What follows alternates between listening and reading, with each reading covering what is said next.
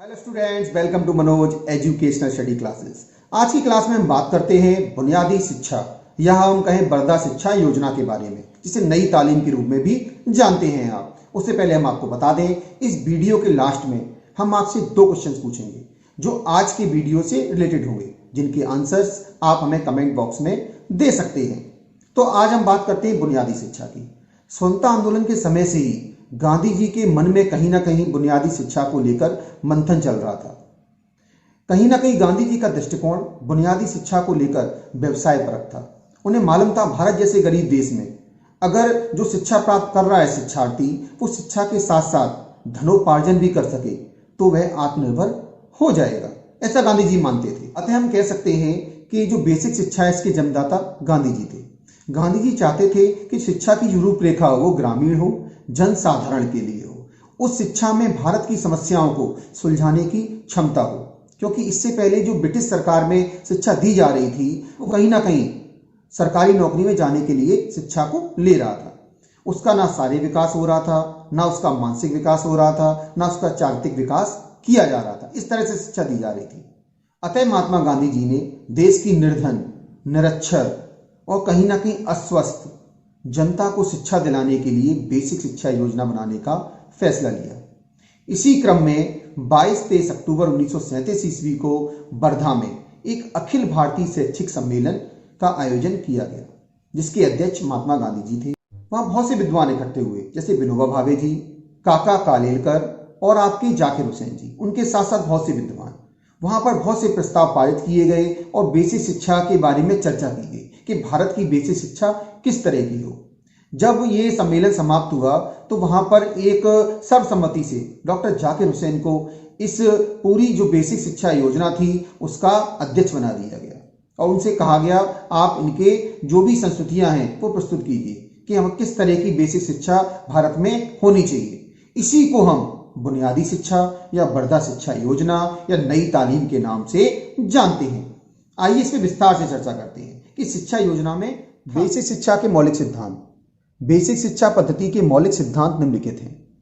पहला, निःशुल्क तथा अनिवार्य शिक्षा। गांधी जी का विचार था कि प्राइमरी शिक्षा प्रत्येक बालक के लिए सुलभ होनी चाहिए। जहां शिक्षा सार्वजनिक होती है वह लोकतंत्र भी सफल होता है। और उन्होंने 7 से 14 वर्ष के बालकों की निःशुल्क और अनिवार्य शिक्षा की बात कही है। यहाँ पे आप याद रखेंगे 7 से 14 वर्ष, 6 से 14 वर्ष नहीं है, इस चीज को आप याद रखेंगे। तथा गांधी जी ने कहा जिस तरह प्रत्येक मानव का वायु और जल पर अधिकार होता है, उसी तरीके से प्रत्येक बालक का निःशुल्क और अनिवार्य शिक्षा पर अधिकार होना चाहिए, तभी वह आत्मनिर्भर बन सकता है।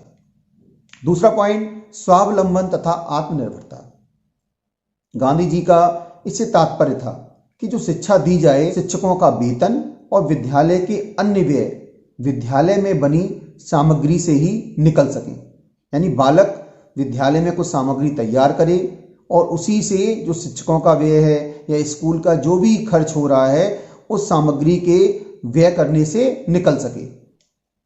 अगला पॉइंट था शिक्षा का माध्यम मातृभाषा।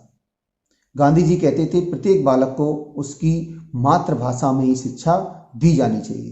प्रथम 5 कक्षाओं में तो अवश्य, वहां पर अंग्रेजी बिल्कुल नहीं रखनी चाहिए। अगला पॉइंट था शिक्षा का आधार हस्तकला। इस पद्धति में बेसिक स्कूलों में किसी हस्तकला से शिक्षा देने की व्यवस्था की जाती है।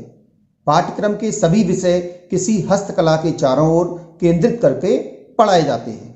हम कह सकते हैं इस पद्धति में क्रिया द्वारा शिक्षा तथा अनुभव द्वारा सीखना दोनों ही निहित रहता है। अगला पॉइंट दिया अहिंसा पर आधारित। बेसिक शिक्षा का आधार गांधी जी का सत्य और अहिंसा का विचार है। गांधी जी यह मानते थे कि जो पाश्चात्य शिक्षा है वो हिंसात्मक है, जबकि भारतीय शिक्षा इस तरह से होनी चाहिए कि बालक में प्रेम, सहानुभूति, दया, धर्म, उदारता आदि गुण अपने आप उसमें समाहित हो जाए। अगला पॉइंट था जीवनोपयोगी शिक्षा। गांधी जी मानते थे कि बालक को इस तरह शिक्षित किया जाए कि वह अपने वातावरण से समायोजन कर सके।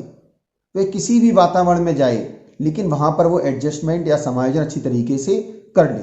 क्योंकि उसे कहीं ना कहीं शिक्षा के बाद समाज में जाना है और वहाँ वास्तविक परिस्थितियों से उसका सामना होगा, तो उसे शिक्षा के माध्यम से समायोजन करने की क्षमता भी आनी चाहिए। संपूर्ण शिक्षा किसी आधारभूत शिल्प या उद्योग पर आधारित हो, यानी जो से विद्यालय में शिक्षा दी जाए वो एक निश्चित शिल्प और उद्योग पर आधारित होनी चाहिए।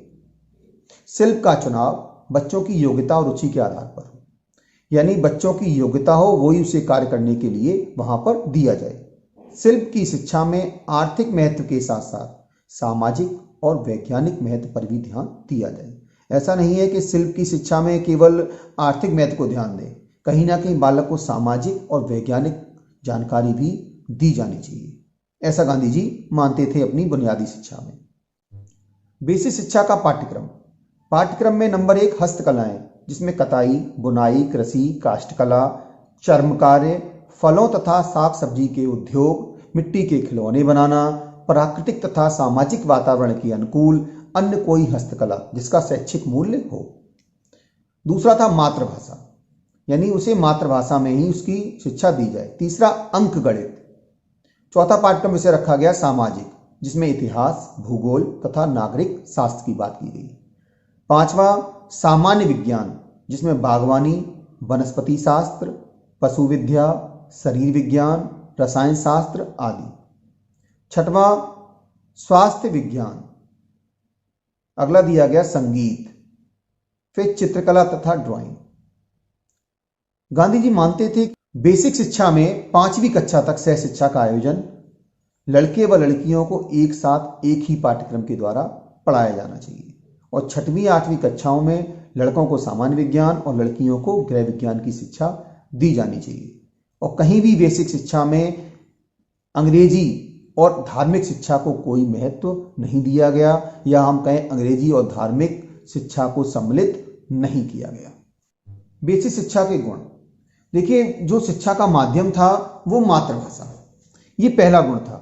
यानी गांधी जी मानते थे कि जो भी बेसिक शिक्षा दी जाए वो उसकी मातृभाषा में हो, ताकि वो अच्छी तरह से शिक्षित हो सके।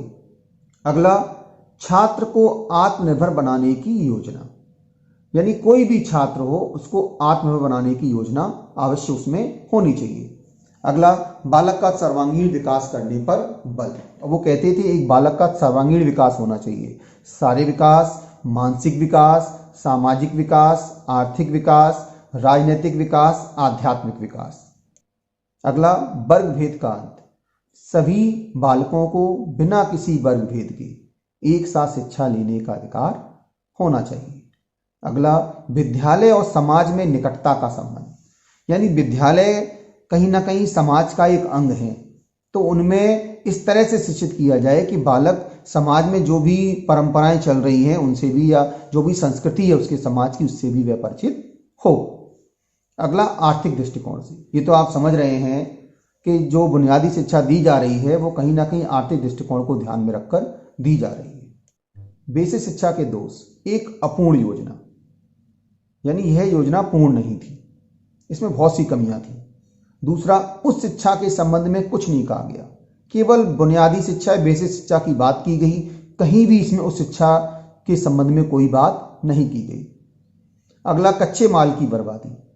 बच्चा जो भी शिल्प करता था विद्यालय में, तो उसमें बहुत सा कच्चा माल बर्बाद होता था, क्योंकि कहीं ना कहीं बच्चा इतनी अच्छी तरीके से कुशलता पूर्वक उस कार्य को नहीं कर पाता था, तो उसके जो सामान तैयार भी होते थे वो बाजार में अच्छी तरीके से खरीदे भी नहीं जाते थे, तो वहाँ पर बहुत से कच्चे माल की बर्बादी हो जाती थी। और लास्ट है इसका, केवल मातृभाषा को महत्व, केवल मातृभाषा को इसमें महत्व दिया गया। आज हमने चर्चा की बर्दा शिक्षा योजना बुनियादी शिक्षा के बारे में, और आपने समझा क्या उसके गुण थे, क्या उसके दोष थे। लेकिन हम ये कहना चाहेंगे कहीं ना कहीं आज की शिक्षा व्यवस्था भी गांधी जी की जो बुनियादी शिक्षा की बातों को लेकर ही आगे बढ़ रही है। अब हम आते हैं आज के प्रश्न पर। आज का पहला प्रश्न है कि जो बेसिक शिक्षा योजना थी या बर्दा शिक्षा योजना थी उसके अध्यक्ष कौन थे। और हमारा आज का दूसरा सवाल है कि गांधी जी ने किस वर्ष तक के बालकों को निःशुल्क शिक्षा की बात कही है। आज के लिए बस इतना ही। आप इन क्वेश्चंस के जवाब कमेंट बॉक्स में दें।